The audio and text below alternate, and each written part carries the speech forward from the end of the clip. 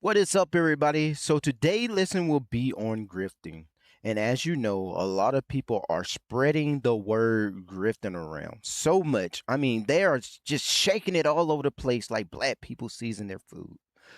But we all know that the main issue here is a lot of people don't know what grifting is. They just using it because they're haters. And well, we will be focused on one person who is very well known, GodLogic. Is GodLogic a grifter? Now, before we get started, make sure you hit that like button so this video can go out into the algorithm to people just like you, and it can help this channel grow. So let's hop into it, y'all. I got a slideshow for y'all all prepped and ready to go. And we will be focused on what grifting is. Ministry or grift, an academic framework for evaluating the grifter label in Christian apologetic. The case study will be GodLogic apologetic. Claim tested, we tested monetization alone does not establish deception. This is the main issue here. A lot of people think that just because he got a full-time ministry online, that since he's getting paid for it, he's a grifter.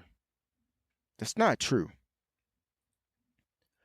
So, what does grifting actually mean?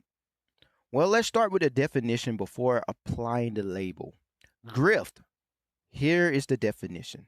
To obtain money or property illicitly, typically through deception or a confidence scheme. The core element, deception for gain. So, is there some deception going on?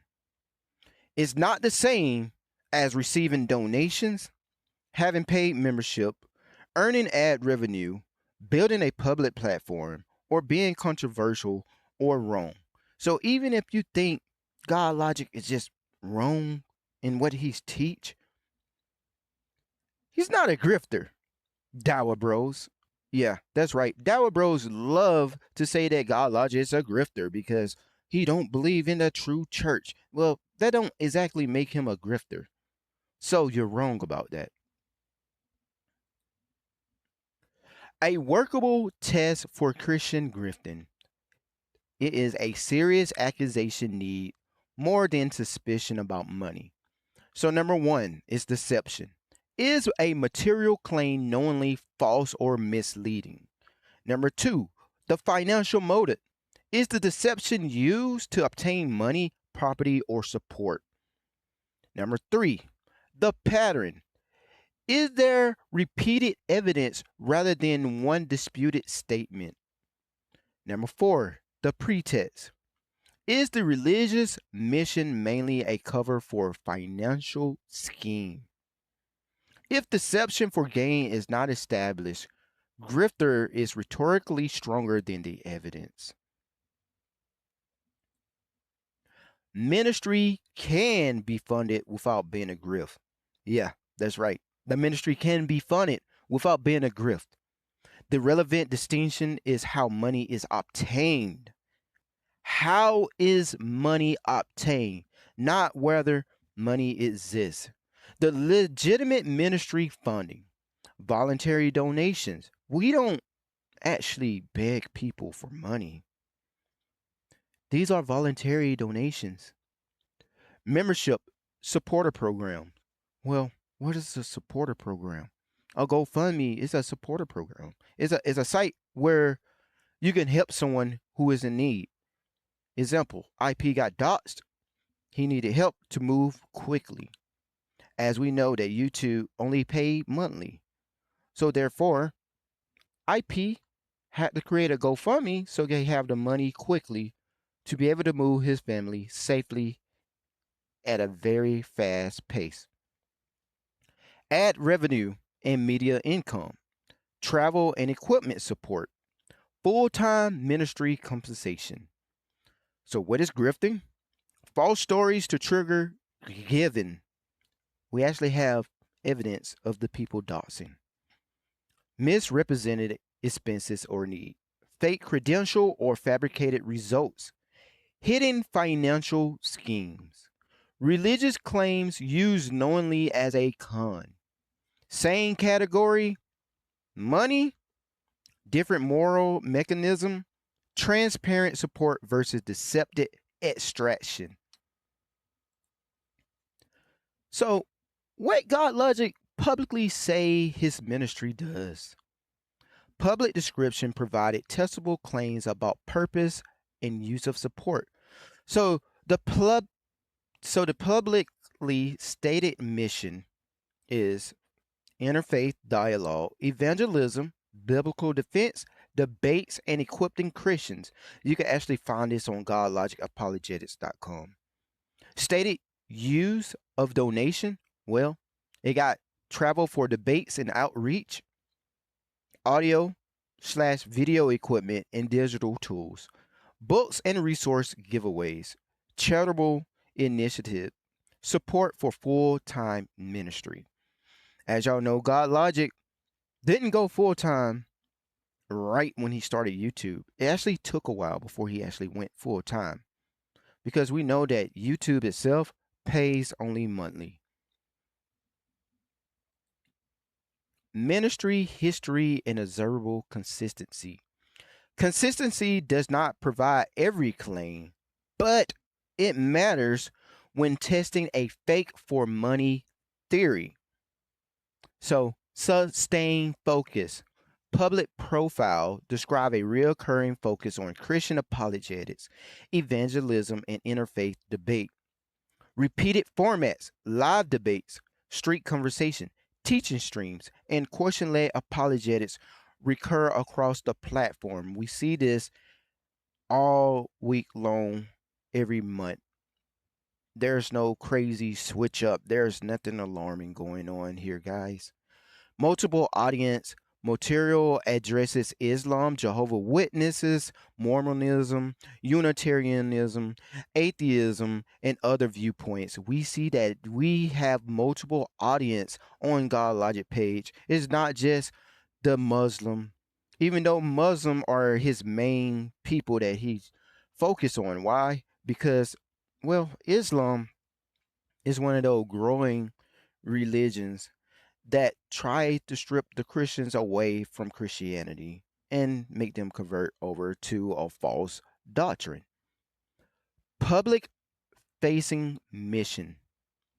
The stated ministry, mission, and donation rationale are openly published rather than hidden. So the inference, a stable, long-running ministry theme is evidence against, but does not logically disprove opportunistic. So what critic can reasonably criticize? Well, not every criticism of an apologist is evidence of grifting. That's one thing you need to know. So the tone in a debate culture, critics may argue that confrontational online debate can reward spectacle or winning. So a lot of time y'all see when GodLogic is winning, y'all love to holler, oh, he's a grifter. I mean, this is essentially meaning that you're a hater. Platform, incentive, views, membership, and viral conflict can create incentives that deserve scrutiny. That's the way they see it. They see that the views that he is getting, the memberships that he have, the viral conflict, it creates incentives that deserve scrutiny. Yeah, they get mad at that. They get mad that he got a lot of views. They got memberships. Theological or factual errors, being mistaken, overstating a case, or using weak argument can be criticized directly. So these are things that like people can reasonably criticize, but that doesn't make him a grifter. If he make a mistake or say something about, the Nicene Creed, which I have seen online, that doesn't mean he's a grifter. What are y'all talking about here? I mean, y'all just love to throw this stuff all over the place. Just love to just throw it all over the place. Like, do y'all understand what grifting really is? The narrow emphasis. Some observers dislike the heavy focus on Islam and adversarial apologetics. That's another thing with the Dawa Bros. They don't like that he's focused on Islam. So yeah, this is what y'all reasonably can criticize, but that doesn't make him a grifter at all. At all. So there's a bottom note here that say example of criticism appear in public Christian and internet discussion, but the criticism itself is not proof of financial deception. So y'all are wrong here. Y'all are very wrong. Y'all just love to say this stuff because, well, obviously, GodLogic just got haters, man. I mean, at the end of the day, y'all are just haters. So the category error, monetization, does not equal grifting. The argument fails if it substitute he makes money or for he deceives people to get money. Y'all see that? The argument fails if it substitute he makes money for he deceives people to get money. So let's look at this format. GodLogic earns money or receives money. His content is religious and apologetic. Therefore, he's a grifter. The missing premise, evidence that money was obtained through deliberate deception. Deception. It seems like his teaching is, well, pretty true when you look at the evidence that he shares, the resources that he shares. I don't think that's deception. I don't see that as deception. Without that premise, the conclusion does not follow from the definition of grift. Applying the test to GodLogic. So let's apply all these tests. Let's ask some question here. Let's see if GodLogic really a grifter. Based on public evidence reviewed for this presentation. So we have public evidence. All right. So the question is ministry funding present? Is it present? Yes. Donation, supporter program, and monetized media are public. The assessment is yes. Next question. Is a ministry purpose publicly stated? Let's see. Is it publicly stated? Yes. Apologetic, evangelism, outreach, resource, and ministry support. It is publicly stated. Is there an observable ministry pattern here? Let's see. Yes. Recurring apologetic / debate content across years and platform. We have seen 4 years of this, y'all. Is deception for gain established here? Let's see. The reviewed sources do not establish a financial confidence scheme or deliberate con. It's nowhere to be shown. We don't see no evidence of deception here.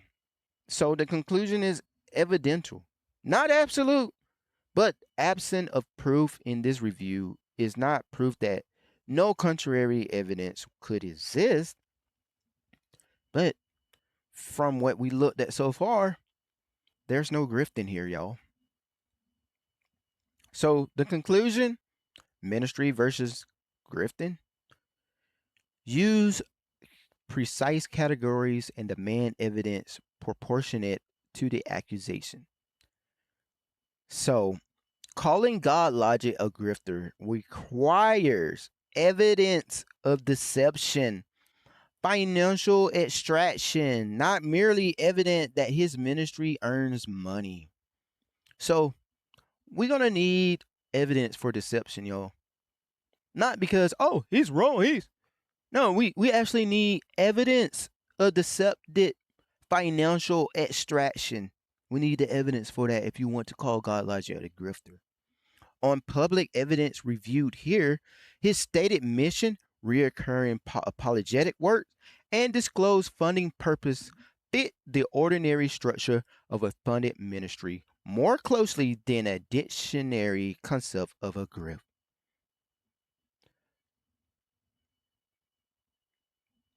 So critique the arguments, tone, theology, or financial transparency were warranted.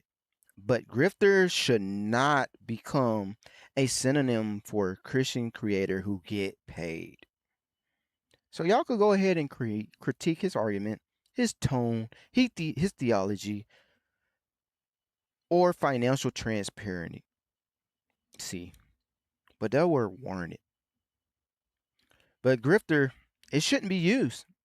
You shouldn't use it to say, "Oh, he's a Christian creator who gets paid." It's crazy.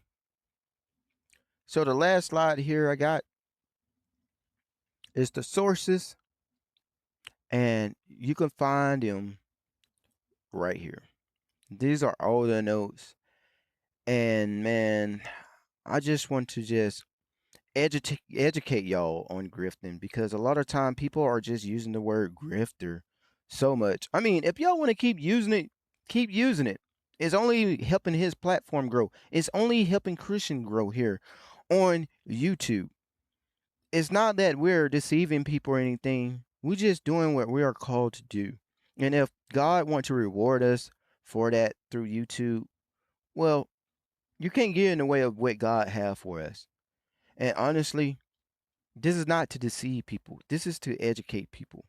So with that being said, man, let me know what y'all think in the comment section. Do y'all think that GodLogic is a grifter based on the evidence that we have here? We can even take a deeper dive next time if you'll like. But make sure you subscribe to this channel if you enjoy content like this, where we look at things from a Christian lens. We also give our reviews on debates, and also we learn and teach here as well. So with that being said, man, I'm out.